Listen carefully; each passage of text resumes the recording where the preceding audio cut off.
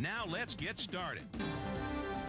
Welcome to my lesson on getting started with Windows 98, the new and improved version of the most popular operating system for today's personal computers. In this lesson, you'll learn what a computer system is comprised of and how it processes information.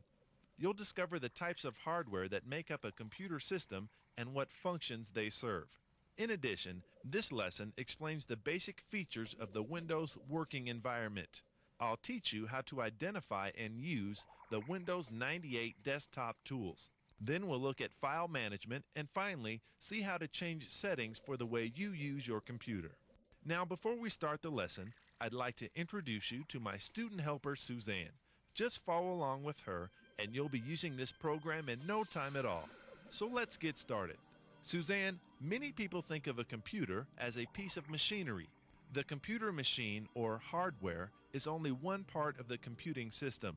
A computing system actually is comprised of three elements: the hardware, which you can see and touch, the software or programs which make the hardware do the work you want, and you, the user, the most important part of the system. Suzanne, let's break down a typical computer advertisement. Here's one from Mammoth Computers, where the system has a 300 MHz Pentium 2 processor with MMX technology, 64 megs of EDO RAM, and a 3.1 gig hard drive.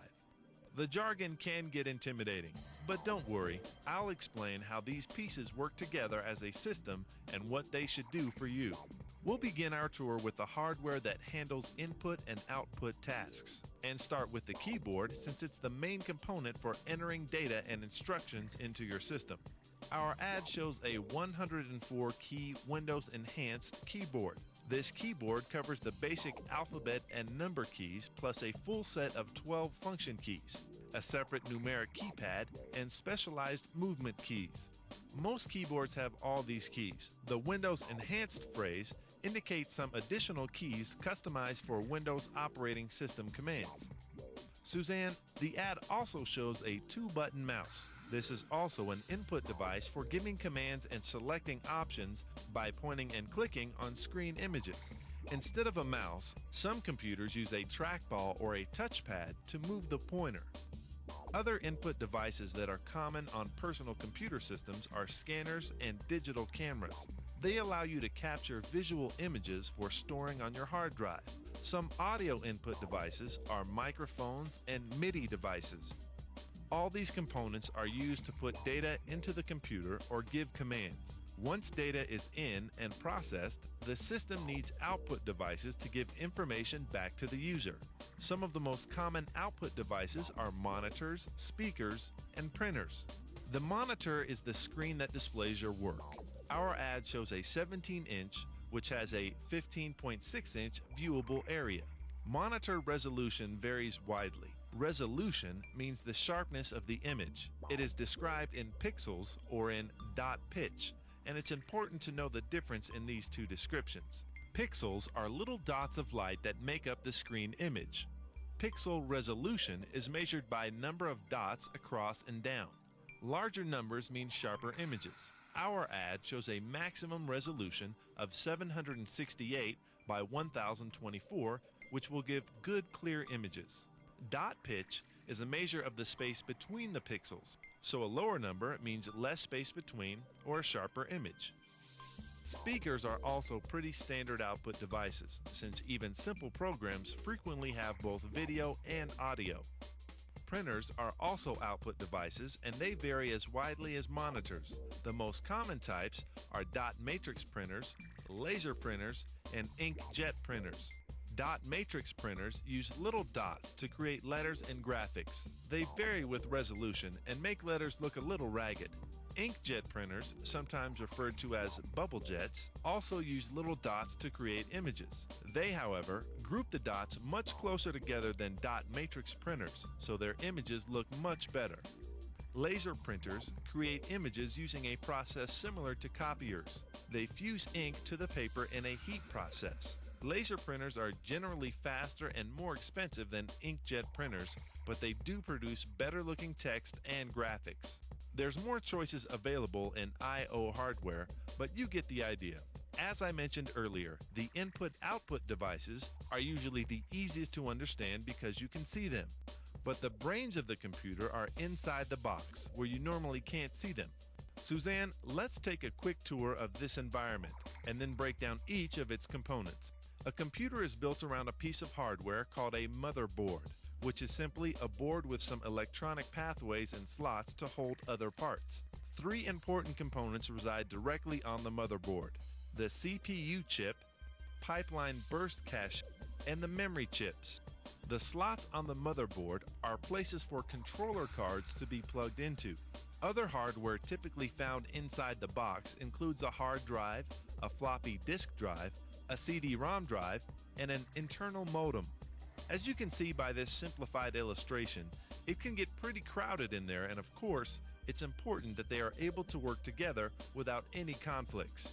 Now let's start with the part of the computer that actually computes: the central processing unit. In our ad, the system's CPU is listed as a 300 MHz Pentium 2 with MMX technology. The CPU, or processor, is the main computer chip that processes data. Basically, it takes the data and instructions that you input and turns them into output. For example, when you press the letter A on the keyboard, it turns into a binary code as it moves through the keyboard cable to the motherboard, where it is stored briefly in memory and pipeline burst cache until the CPU reads it. Then it sends a different signal to the monitor, where it converts the binary code into the letter A on the screen. Professor, I understand that Pentium is like a brand name from Intel, but what's 300 megahertz and MMX technology? Megahertz is a way of measuring electronic speed. A higher number is faster, so the system can handle more tasks more quickly. MMX technology is a class of chips designed especially for audio-visual processing tasks such as games. The CPU can only process data that is first stored in memory. Computer memory is handled by RAM chips. Our ad indicates 64 megabytes of EDO RAM. A byte is the measuring unit for information, and it's about the same as one character, like an A or the number 1. A megabyte is 1 million bytes, about 1 million characters of data. Essentially, the advertised system's temporary memory should be able to store 64 million bytes of information, which can come in handy since many software packages require 12 or more megabytes of RAM in order to run. Suzanne, we have another form of memory available to us. It's called pipeline burst cache. It is located directly on the motherboard next to the processor. It acts as a conduit between RAM and the CPU.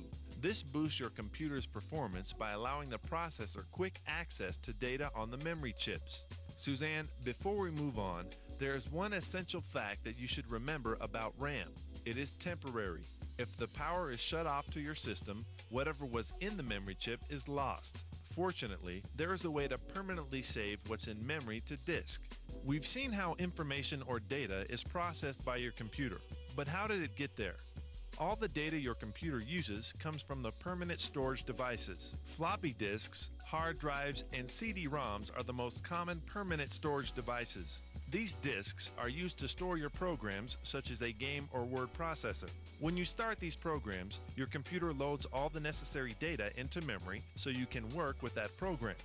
The floppy disk and hard drive are also used to store the things you create, such as a letter. You can also copy and store data from one disk to another. In order to see the information on a floppy disk, it must be inserted into the floppy disk drive. The hard disk has much more storage capacity than floppies. The advertised system lists a 3.1 gigabyte hard drive as part of its features. A gigabyte is 1,000 megabytes, so this hard drive can hold essentially 3,100 megs of data. Most application programs come on floppy disks or on CD-ROM. When programs are installed on your computer, they are essentially copied from the floppy disks or CD-ROM onto the hard drive. Most computers, including the one in our ad, come with a CD-ROM drive. CD-ROMs hold a lot of information but have one drawback. ROM stands for read-only memory, which means the drive can only read information from the CD. You cannot store or write additional information to the CD. CDs you can write to are available but are not standard in the market at this time. There are other data storage devices that are used for storing large amounts of data. Some popular backup hardware units are Zip, Jazz, or SideQuest removable mass storage drives. They can even be used to keep backup copies of everything on your hard disks. This is a good idea because hard disks can fail. Now let's look at using the computer to communicate with the outside world. Most new computers come with a modem or a fax modem. Ours is no exception. It has a 56K voice fax modem. A modem is a translator and a necessary piece of hardware if you wish to access the internet or email someone. It translates a computer signal to an analog signal so it can be transferred along the phone lines. Modems send and receive information at different speeds, or baud rates.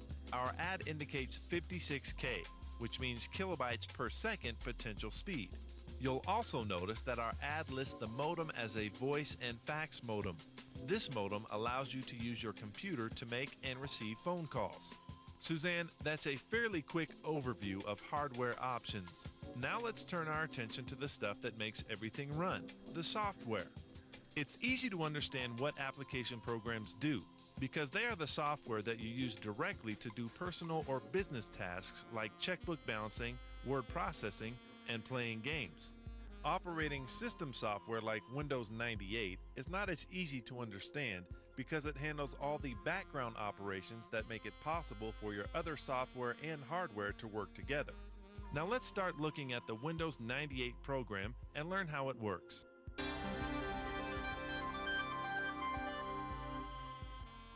For this lesson, I assume everyone has turned on their computer and has Windows 98 up and running. Viewers, we'll use Suzanne's screen to point out some of the new features of Windows 98. Your screens will be different than hers, and as we tour Suzanne's computer, you can compare your system and decide which changes you want to adopt and which you do not. But in either case, by the time we're finished, you'll know what's available and how to make your own choices active. Let's quickly go over what Windows 98 is. As an operating system, Windows 98 handles all the functions that make it possible for you to use the computer. It is your user interface, which means it gives you a structured set of messages and commands to communicate with the system. It manages the resources of the entire system, all the hardware components, as well as all programs that are running. And it serves as kind of a traffic cop to direct the movement of data between the input, output, and storage devices and the CPU. The Windows 98 operating system handles all of these basic system tasks and more. Now let's take a closer look at your Windows 98 desktop and learn how to use the tools presented there. The Windows 98 screen view is called a desktop because it holds the tools similar to those you may have on your office desk. Like a regular desk, you may find documents or file folders scattered about, and it also gives quick access to other tools such as pens, erasers, a calculator, a telephone, and so forth. The Windows desktop is the plain colored background, and on top of that are the images of icons, mouse pointer, taskbar, and channels bar. You might not see the channels bar on your screen yet. Don't worry, you'll soon see how to turn it off and on. Icons are the smaller images generally lined up along the left side of your desktop. These represent programs and folders of information stored on your computer. The taskbar also appears on the desktop, usually across the bottom of the screen. In addition to the Start button, which is used to launch programs, the taskbar has 4 smaller buttons, called the Quick Launch Bar, that help manage your internet connection. The last part of the desktop new to Windows 98 is the Channels bar. This takes you directly to some internet websites if you are hooked up to the internet. Professor, I understand that my computer screen is the desktop, but what do you mean by ways to view the desktop? A very good question, Suzanne. With Windows 98, the desktop has a new option called the Active Desktop. If you have just upgraded from an earlier version of Windows, you probably do not have this option turned on unless you already had loaded Internet Explorer 4.0. If you're working with a new computer that has just had Windows 98 installed, it might or might not have the Active Desktop option turned on. The default option, that is the option that appears if you haven't made a choice yet, is called the Classic Desktop. We'll look at both the classic and the active desktop and show you how to switch back and forth. Then you can set up your computer to suit your own style of working. If you've been using an earlier version of Windows, the active desktop uses different mouse click commands than you've been accustomed to using. The advantage is that your screen appearance and the mouse commands are fairly consistent whether you're working locally or on the net. Speaking of mouse click, Suzanne, that's the last item that appears on your desktop, your mouse pointer. It's the little arrow image that moves on screen as you move the mouse across the mouse pad. We'll see that the mouse pointer may change shape in some situations to indicate special actions available to you. Your mouse has buttons that are clicked to select and activate commands on the screen. The left mouse button is most frequently used for regular commands. The right mouse button opens shortcut or context menus, and some mice have a middle button that can be used for special features for specific application programs such as Microsoft Word. Many commands can also be given from the keyboard, but as a graphical user interface, Windows works most efficiently with the mouse. Let's take a look. First, we'll check a couple settings to be sure everyone is looking at the classic desktop view. Just follow along with Suzanne. Move your mouse slowly around the desktop without clicking any buttons, and watch the screen. When the pointer rests on a button on the taskbar, a small label pops up naming the button. You may notice that some of the small taskbar buttons have the same pictures and same labels as desktop icons. This is because they perform the same tasks. You'll quickly find that it's common in Windows to have several different ways to accomplish the same task. The program can be customized so you can select options that are most comfortable for the way you use the computer. We'll be pointing out those different options so you can make well-informed choices and learn some new tricks and shortcuts that you might not find on your own. Now, Suzanne, move your mouse pointer to a blank part of the desktop and click once on the right mouse button. This is a shortcut or context menu. A right button click opens this kind of menu almost anywhere in any Windows program, but the commands on the menu will be different according to what area of context your mouse is pointing to on the desktop. This menu shows commands that control the desktop. Commands that are gray and barely visible are not available at this time. This is another of the context-sensitive features of Windows. Different command options are available according to where you are in a program and what you are doing. At the top of the list, you see Active Desktop with a little right pointing arrowhead. Move your mouse pointer to the Active Desktop line, and as it changes color, an additional menu appears. The arrowhead on the menu line always indicates that the item has a submenu of additional choices. In this case, the choices are View as a Web Page, Customize My Desktop, and Update Now. Suzanne's computer shows no checkmark on View as a Web Page, which indicates that it is an inactive choice right now. This is a toggle command, which means it turns on and off with a mouse click. When it is turned off, the desktop view is classic. Viewers, if you do have a check mark, watch for a moment as we turn ours on and then follow along to turn it off again. Suzanne, move your mouse pointer to the web page item so it is highlighted and click your left mouse button once. You may notice the icons blink as the desktop screen repaints itself, and if you haven't seen the channels bar before, it may appear now. Again, don't worry if it doesn't. We'll come back and take a closer look at all of the features of the active desktop after we finish our tour of the basic tools in the classic view. Remember, we're making sure everyone has the same view and learning how to change the settings. The shortcut menu disappeared, so you'll need to reopen it with a right mouse button click. Once again, point to the active desktop command and look at the web page item. There's a check mark next to it, indicating that it's turned on. To return to the classic settings, move your mouse pointer to Customize My Desktop. This menu item has 3 dots, called an ellipsis, which indicate that a window full of additional choices, called a dialog box, will open. Click once with the left mouse button. We'll visit this Display's Properties window again in a few minutes, but this time, just click the button near the bottom labeled Folder Options, and click Yes in the next dialog box. Click in the circle, called a radio button, next to Classic Style, and then click the OK button. I want you to make one more adjustment to your desktop, Suzanne. Right-click again to open the menu, and this time highlight Arrange Icons to see the submenu. There will be a check mark next to Auto Arrange if it is active. When active, this option automatically lines up your desktop icons. We want to do some arranging of our own, so left-click on Auto Arrange to remove the check mark if there is one, and just click anywhere on the blank desktop to close the shortcut menu if there is no check mark. Move your mouse pointer to the desktop icon labeled My Computer. It should be in the upper left corner of your screen. Don't click yet. While your mouse pointer is resting on the icon, you will see a little box pop up with information about what that icon does. The tips go away after a brief display, but you can always move your mouse pointer to a blank space to avoid the distraction.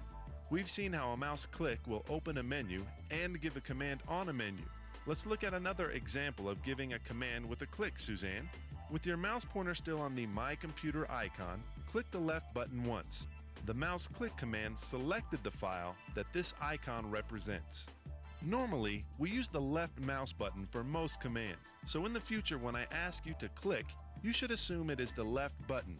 I'll tell you specifically when a right mouse button click is needed.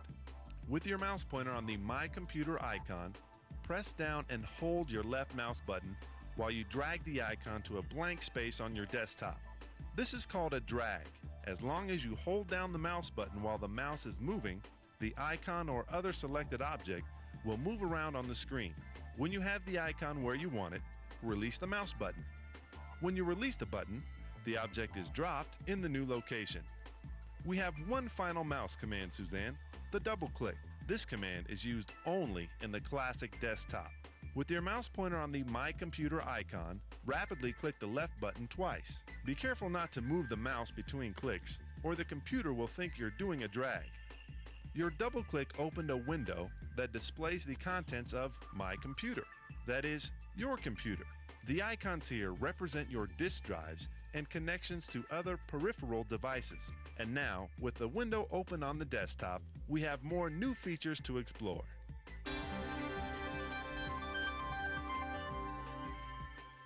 Professor, what exactly is a window? A window visually defines a workspace on the desktop. Each program that is opened appears in its own window. You can have many windows open and overlapping each other at the same time. Once opened, you can move, size, and minimize them in any way you want. When you opened My Computer, a new button appeared on the taskbar. As long as a program is open, that is, as long as the program is loaded in memory, it will have a button on the taskbar. We'll investigate the taskbar in greater detail later, but you can see now that an icon, a window, and a taskbar button all represent the same program. Each one indicates a different state in the program's activity. Let's go over the components of a window. The brightly colored top line of the window is called the title bar, and it tells you the name of the window, My Computer. On the right-hand corner of the title bar are 3 buttons. Move your pointer to the first one with the single line on it, Suzanne. This is the Minimize button. Click on it, and the window disappears from your screen. But the button still shows on the taskbar, showing us that the program is still loaded into memory. You can use the Minimize button to unclutter your desktop, but still keep a program running and instantly available. Just click on the taskbar My Computer button, Suzanne, to reopen the window for use. The middle button on the title bar is another case of a context-sensitive feature. When the window is less than full, this button will maximize to full size. Or if the window fills up the entire screen, this button will reduce it to a less than full screen size, or restore. Move your mouse pointer to the middle button, Suzanne, and the tooltip as well as the symbol on the button will tell you which way it will go. Yours is maximize. Click once to see the change, and click the middle button again to see how the window returns to the original size. Leave this window in its less than full size state so you can see the desktop behind it. The third button, the X, is the close button. Click the X, Suzanne. This one closes the window and takes the button off the taskbar, that is, exits the program and takes it out of memory. Now we'll reopen the window. Do you remember how to do that, Suzanne? Sure, Professor. I'll move my mouse pointer to the My Computer icon and double-click. Good for you, Suzanne. There's your window again. There is one more control button on the title bar. See the picture of a computer? Put your pointer on it and click. This is another way to size and close your window. Click on the title bar to close this menu. Now let's open a second window, but before we do, we'll switch to the active desktop and see the difference in mouse action. Since this is the newest and easiest way to use the desktop, we'll use the active desktop for the remainder of this lesson. Here's a different way to switch when you have a window open. Below the title bar in the window is the menu bar. The words that appear on this line are groups of commands or menus that will drop down when you click the word. Click the View command. You can see that the menu in a window looks and works very much like the shortcut menu you saw on the desktop. At the bottom of the list is Folder Options. Click that command. Does this dialog box look familiar? It's the same one we used to select Classic Style. This time we want Web Style, so click that radio button and click OK. After the settings change, your window repaints itself on the screen, and you might notice the channels bar on the desktop again behind the window. Inside the window, icon and folder labels now have an underline. The active desktop changes to look and act like the web browser program Explorer 4.0. All the web browser features are not here, but they have incorporated a few functions so you can navigate through your personal computer the same way you navigate through web pages. For those of you who have been on the internet, this will look familiar. For those of you who haven't, you'll learn how this works and can apply this information when you do. Let's get back to the components of the window. You can use the title bar of the window as a place to grab onto the window and move it. Move your pointer up to the title bar, Suzanne, and click and hold the left button. Drag the window to the right so you can see the first row of icons on your desktop. The desktop icons are now underlined too. This underlining is an indicator on the active desktop that the label item will open a new window or a new web page with a single mouse click. Something else is different from the classic view. First, click anywhere on the blank desktop to make it active. Move your mouse pointer to the recycle bin icon on the desktop. It looks like a little trash can. When your mouse pointer moves across an icon in active desktop view, it changes to a hand. On the active desktop, the pointer position is a dynamic part of the screen environment. Pointer Select is a feature of the active desktop that matches what a single click does in the classic view. This pointer activated selection is one of the ways Windows 98 makes your desktop act like a web page. With your mouse pointer on the recycle bin icon, click once to open the window.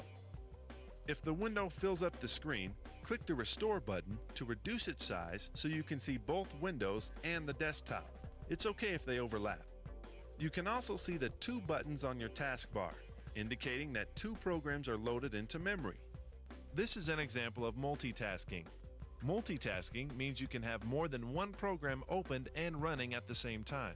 This Windows feature allows you to easily switch from one program to another and to move or copy information between these programs. Since it's the last one you opened, the Recycle Bin button on the taskbar is selected and is the active window. You can tell the active window because it appears to be on top of the other window, and its title bar is brightly colored. Only one window on the desktop can be active at a time, but it's easy to switch from one to another to do work in different programs. Since we can see a part of the My Computer window, just click once any place in the window to activate it. It now appears on top of the other window. Professor, what if a window was covered up so I can't click it? How do I move it back on top? If you can't see it on the screen, just click the taskbar button. Do that now to move the recycle bin back out front. You can also resize a window so it's easier to see both. This is useful if you're frequently moving back and forth between windows. Move your mouse pointer to the left edge of the recycle bin window called the border. Watch the mouse pointer. When it changes to a black two-sided arrow, you can click and drag the border to change the size of the window. Enlarge the window until you see blue sky behind the large title on the left. The split window view doesn't show up properly when the window is small. You can resize from any border, sides, top, or bottom, and from the corners you can size diagonally as well. Sizing windows is a good mouse exercise to improve hand-eye screen coordination, and it comes in handy if you have several windows open on the desktop.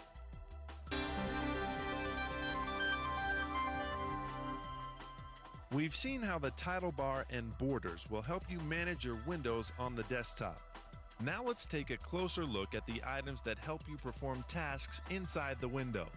These are the menu bar, toolbars, scroll bars, status bar, and workspace. Click on the My Computer window to activate it. The area showing the icons and folders is called the workspace. If this was a word processing program, this is where your typing would appear. Looking at this window, we see it's very full of file folder icons. It's so full, in fact, that the window isn't big enough to show them all. There's a scroll bar at the right side of this window, indicating that there's more vertical information to see. Scroll bars may appear on the side and bottom of a window. When you see them, you'll know the size of the window is not big enough to display all of the available text or graphics in that window. Moving these bars brings more of the information into view. Move your pointer to the box inside the scroll bar, Suzanne, and drag it down. You can see the view in the window moving to show additional folders and files further down on the page. When you drag up, the view follows, moving back to the top of the viewing area. You can also click on the arrows at the top or bottom of the scroll bar to move the view up or down in small jumps. Remember that a scroll bar always appears when there's more to see than the window can display, so it's an indicator to look further than what you see immediately. The next element of a window is the menu bar. It is almost always located immediately below the title bar, although in some windows it can be moved. We've looked at some menus already and have an idea of how they work. The File, Edit, and Help menus are standard Windows menus in almost all applications that run in Windows. The View menu, which we used a moment ago to change to the active desktop web page view, has several new commands in Windows 98 and is standard in most of the windows that appear in this operating system. Other menu items contain commands related specifically to the program running in a given window. We can use keyboard commands or a mouse to open menus. Notice that each menu name has one of its letters underlined. You can press the Alt key with the underscored letter to open that menu from the keyboard. For example, Suzanne, hold the Alt key and press the letter V. When the menu opens, you can see that each of the commands has one letter underlined also. Simply press that key without the Alt key to select that command. A click on any of these menu items may immediately affect that command, or it may give you additional choices. We've seen this in the menu commands used already in this lesson, so let's just pull it together with a quick review.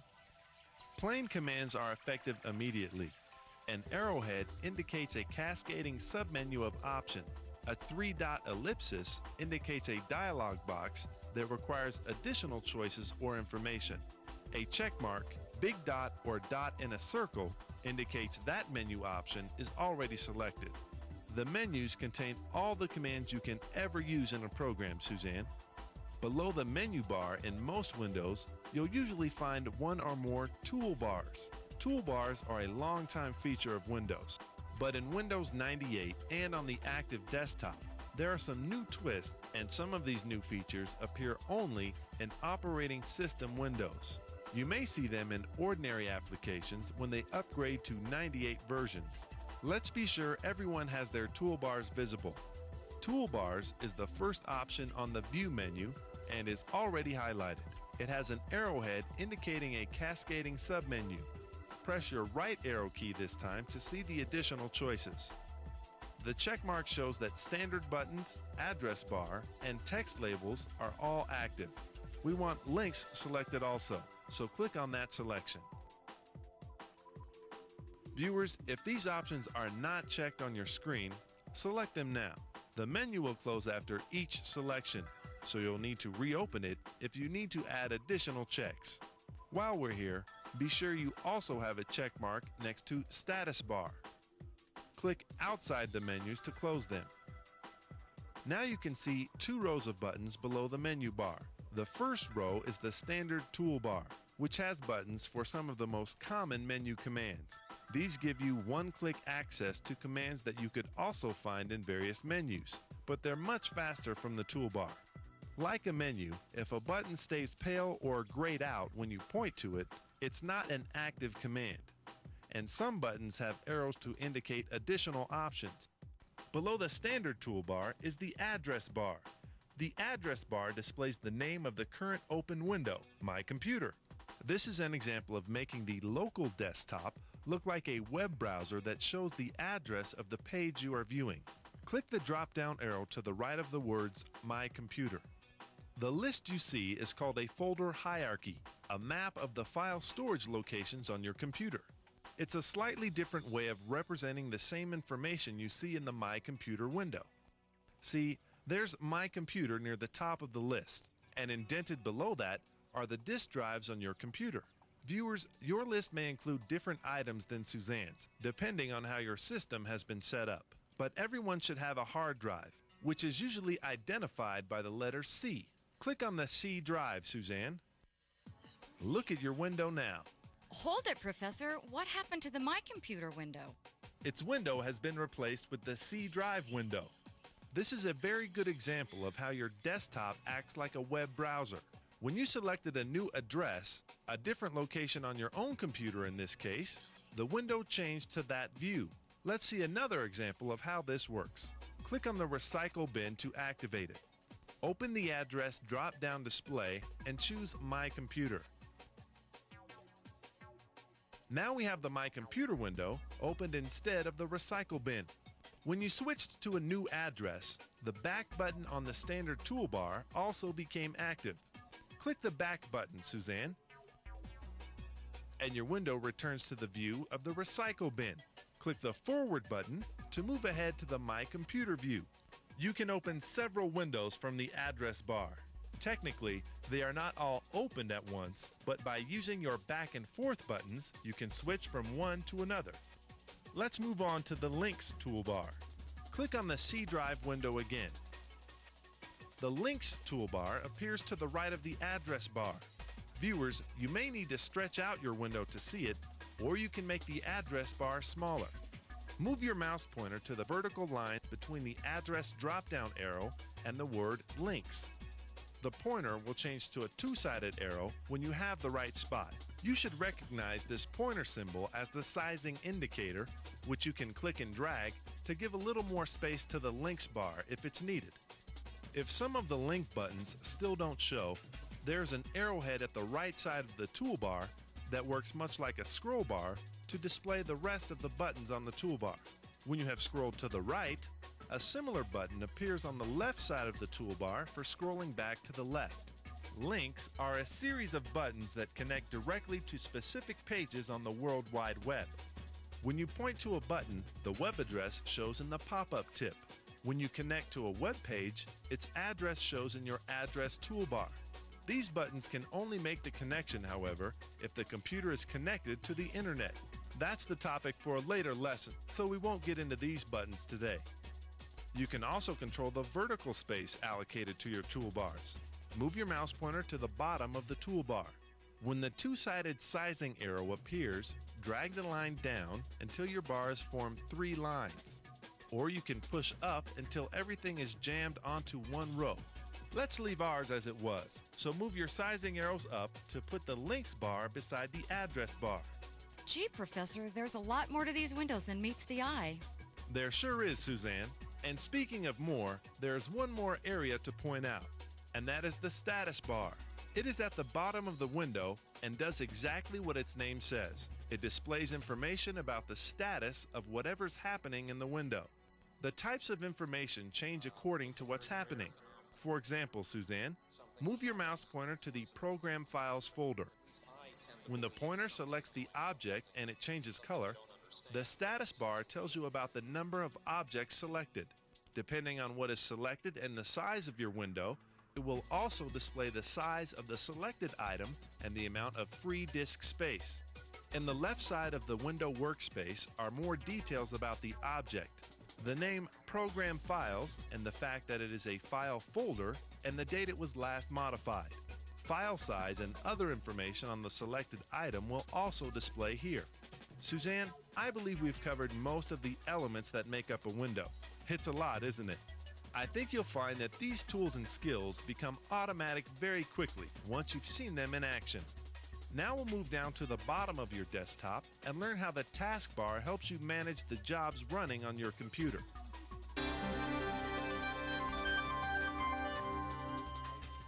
As usual, let's start by making sure everyone has a similar view. First, if you do not see the taskbar at the bottom of your screen, move your mouse pointer down slowly and it should pop up when the pointer nears the bottom of the screen. Now, move the pointer to a blank place in the taskbar and click your right mouse button to open the shortcut menu. Click on Properties at the bottom of the list. This opens the Taskbar Properties dialog box. Properties is the term for all the settings and choices defined for an object. What that object is, what it looks like, and what it is allowed to do. The object might be a menu button, a graphic or block of text, or in this case, the taskbar. This dialog box has tabs for different pages to view. Click on the Start Menu Programs tab. We get another page full of choices. We won't do anything here, so click back on the Taskbar Options tab again. This page displays a sample screen and lists 4 checkbox options. Viewers, if your taskbar was hidden, there will be a check mark in the box for Auto Hide. Click in the box to remove that option for the remainder of this lesson. You can turn it back on later if you prefer. Click the boxes to add or remove check marks as needed to match Suzanne's screen, where the active options are always on top and show clock.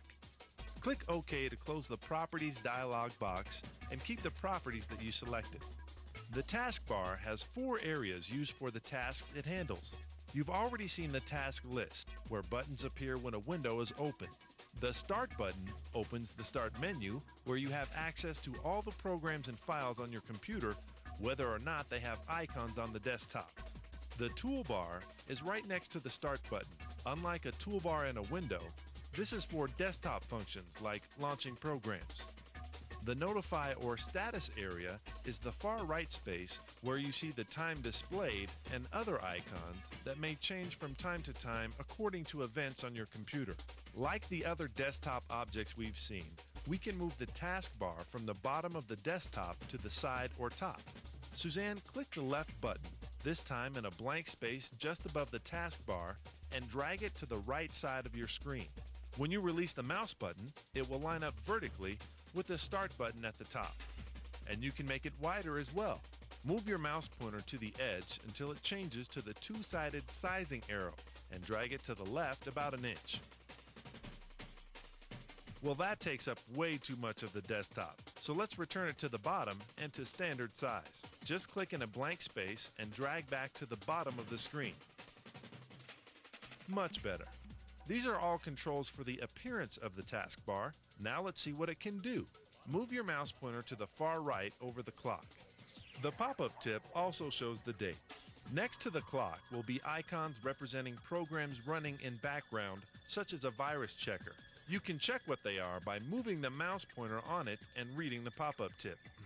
Right-click in the blank space, Suzanne. There are 4 commands that manage the arrangement of your open windows on the desktop: Cascade, 2 ways to tile, and minimize all. Click Cascade. This lines up your open windows right under each other. Right-click in the taskbar again, and this time select Toolbars to see the sub-menu.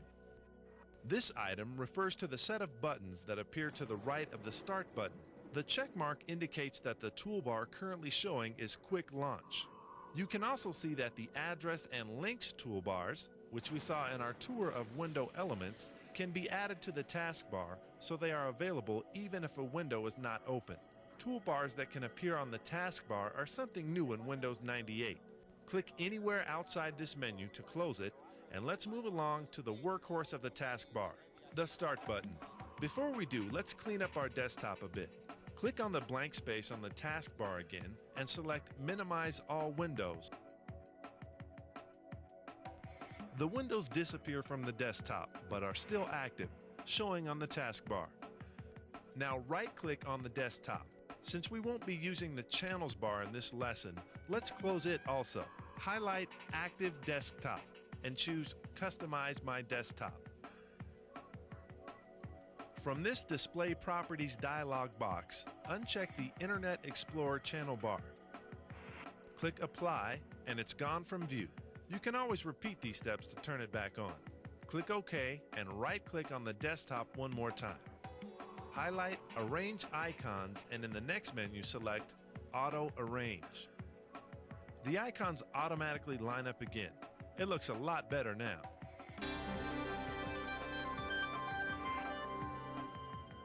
The Start button on the taskbar is somewhat comparable to the menus in a window. Although you have shortcuts, icons, and toolbars elsewhere, this is the ultimate source for every program and file located on your computer. Click your Start button, Suzanne. It opens the Start menu where you can start programs, open files, change the system configuration, get help, and shut down the computer. Viewers, your Start menu will differ from Suzanne's, reflecting the programs that have been loaded onto your computer.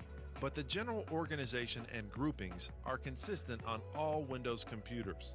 If you have a lot of items on your Start menu, you may need to scroll up or down to see them all. Arrowheads at the top or bottom of the menu will indicate when this is needed. The Start menu has three divisions. At the top are icons that open specific programs installed on your computer. Some of these might also have icons on your desktop, but in either case, they are customized to your individual system. The middle and bottom sections of the menu are standard Windows features, so we can all look at those. We'll review just a few of these that are very basic tools. The bottom section has two commands, Log Off and Shut Down. Both have the ellipsis that indicate a dialog box. Click on Shut Down, Suzanne. This one gives you three alternative choices and three buttons. Shutdown is a very important command, Suzanne. You should use this command whenever you want to turn off the power. An orderly shutdown will safeguard the files and programs on your computer. You should never turn off the computer with Windows or any other program still running. The shutdown process closes your files, clears instructions from memory, and returns any stray data elements to your disk storage. We don't really want to turn off the computer yet, so click the Cancel button to abandon this command. Anytime you want to leave a dialog box without activating the commands in it, you can use Cancel. It will close the box without taking any action, even if you've made some selections. Open the Start menu again, Suzanne. Just above the Shutdown command is Log Off. The difference here is that the Log Off leaves the operating system software in RAM memory, but clears the desktop and any custom settings for one user and prepares the system for a different user to sign on. For example, different members of a family might each have their own sign-on and password set up, with their own choices for desktop setup. When one leaves and the next comes to use the computer, a log off makes those changes effective for the new user without a full shutdown. Moving up on the list is the Run command. This command is used primarily to start programs that don't reside on your computer, a game on a CD for example. It's also used to start the install process for new software programs you want to add to your computer.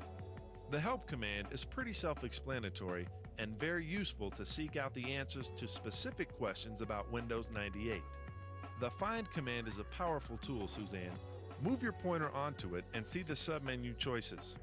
Find not only helps you look for the useful files or folders, it also opens access to search tools on the internet, as you can see by the menu choices. We'll use this command to look for a file in our Level 2 lesson. Some of the settings commands were included in right-click menus earlier in this lesson, Suzanne, and we'll come back to look at some more as the final topic in this lesson, so let's move on for now. That brings us to three major items on the Start menu: Programs, Favorites, and Documents. All three are simply ways of opening files and working with them on your computer. So what's the difference, Professor, if they all open files? A program file is a collection of commands, Suzanne. Most popular programs are fairly large and complex sets of commands that are built around specialized tasks, such as playing a game or doing word processing. The programs listed depend on what has been loaded onto the computer, so viewers, your list will differ from Suzanne's. A document file is created by a program. For example, a letter is a document created in a word processing program or a picture in a drawing program. The documents in this submenu are the most recent ones created on this computer. You can use this list to reopen a document you worked on recently and continue working on it. When you select a document from this submenu, it automatically launches the program that we used to create it. The Favorites is a list you build for yourself to give you quick access to your own preferred programs, documents, and websites. Let's see how this works, Suzanne. Move your mouse pointer to the Programs menu, then to Accessories on the submenu. This opens another submenu. Now move to Notepad. Make sure to move your mouse straight right, then down, or you'll lose your submenu when you highlight something else in the first menu. You can see how the submenus organize your programs into groups. Once Notepad is highlighted, click once to launch the program. The title bar in this new window tells you that it is untitled in Notepad. You can recognize the menu bar in this window, even though the specific commands are somewhat different from the ones we looked at previously. Since this is an application program, there is no address bar, links bar, or back and forth buttons. Also, since this is a very basic word processor, there is no toolbar. Not a lot of options in this program, but if you need to keep quick notes, this is the place, and it will be sufficient for our purposes right now. The flashing black line in the blank workspace is the insertion point, or the place text will appear when you start typing. We're going to create a file, Suzanne, and save it.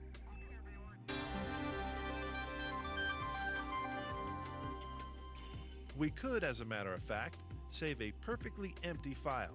The computer doesn't care, but let's put some words onto it for our own convenience so we can see that something is really there. So type the words test1, Suzanne. Press the Enter key to make a new line and type, "This is a document file." That's all we need. Now we have something in the document to save, so move your mouse pointer to the File menu and click. On the pull-down menu, point to Save As. Don't click yet. We know that a dialog box will appear since there's a 3-dot ellipsis following. Looks like the right command, so click it, Suzanne.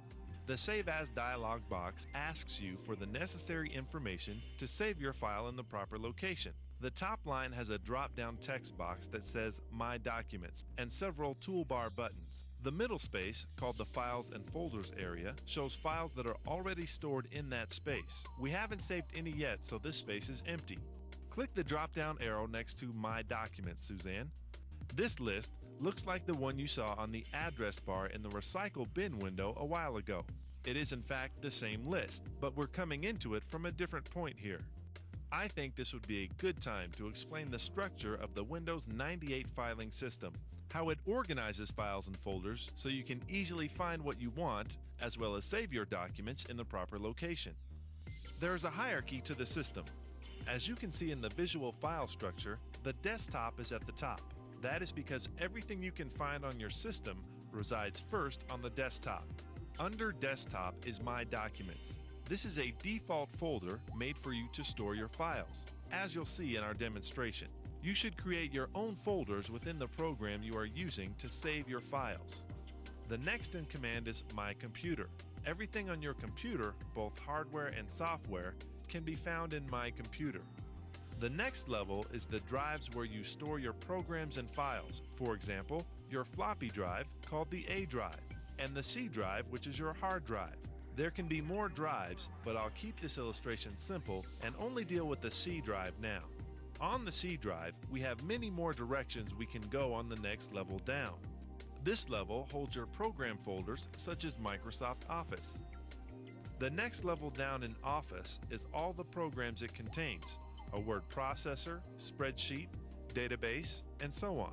Down from this level are folders you can create to hold your types of documents. Let's say business and personal. And finally, in these folders is where you store your documents. It is important that you understand file structure, so let me give you one more quick example of how it works.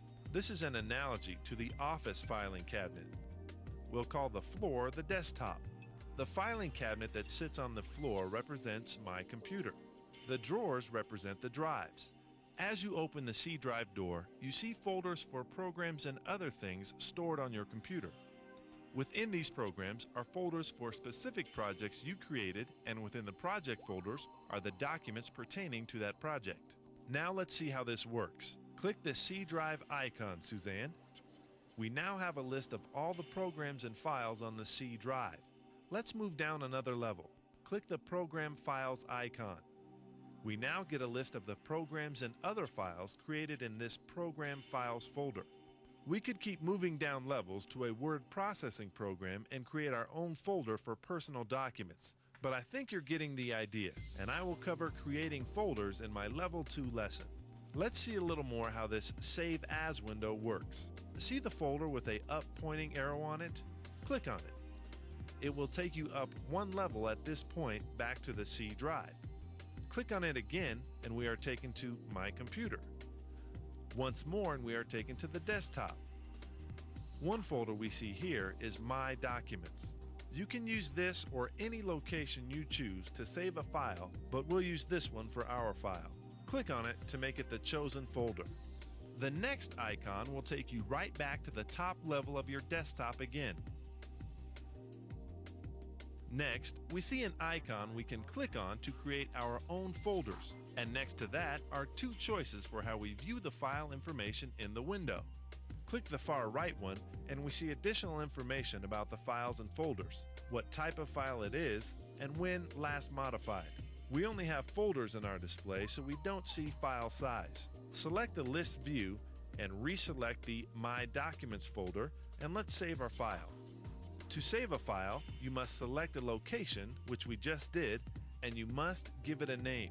The file name text box below the file's list space shows the name Untitled right now. Not very informative, so we'll change it to our own name.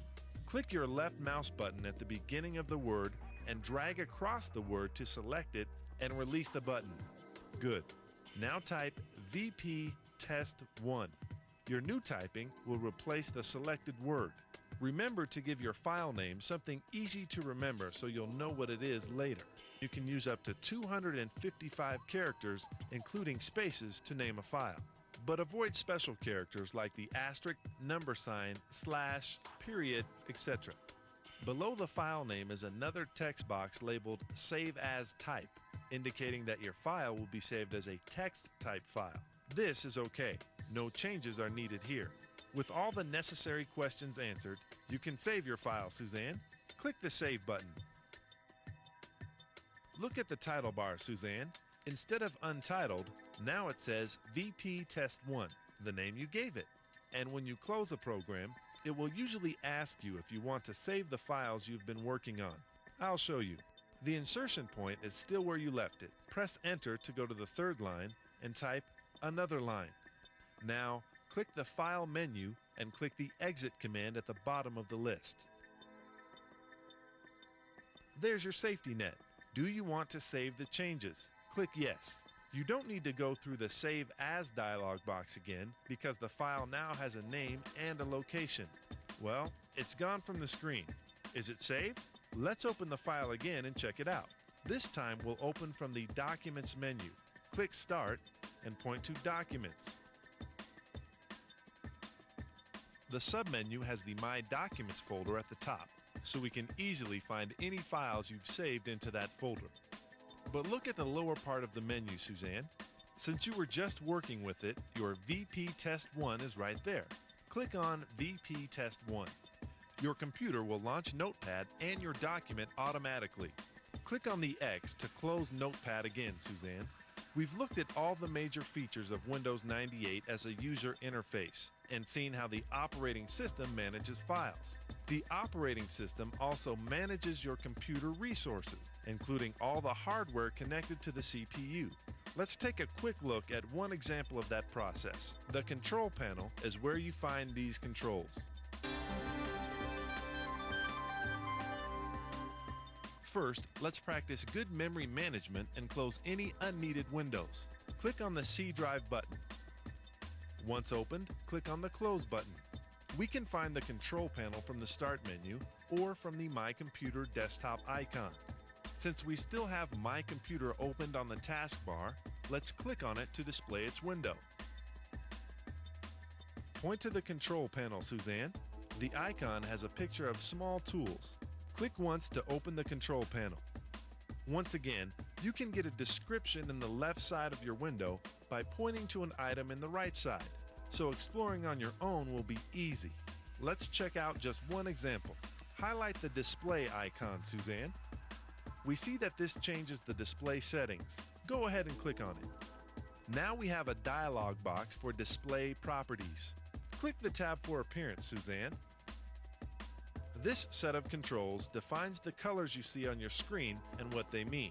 You can see some of the screen features labeled in the sample window. Below the sample is a text box marked Scheme with a drop-down menu arrow. Your current scheme is Windows Standard. Click the arrow to see the list of color schemes available. These choices are default schemes that change the color of your desktop and other parts of the window. Click on Storm. You will need to use the scroll bar to see all the choices. Our preview window shows how this will look. Try another. How about Marine? Well, that's interesting. Let's stay with the Windows Standard for now. It is located at the bottom of the list. Viewers, choose anything that might interest you. Just below the Scheme text box is another marked item. Click that drop-down arrow to see the list of objects that can be assigned colors. The desktop is currently selected, and the greenish color shows in the selection box to the right of the list.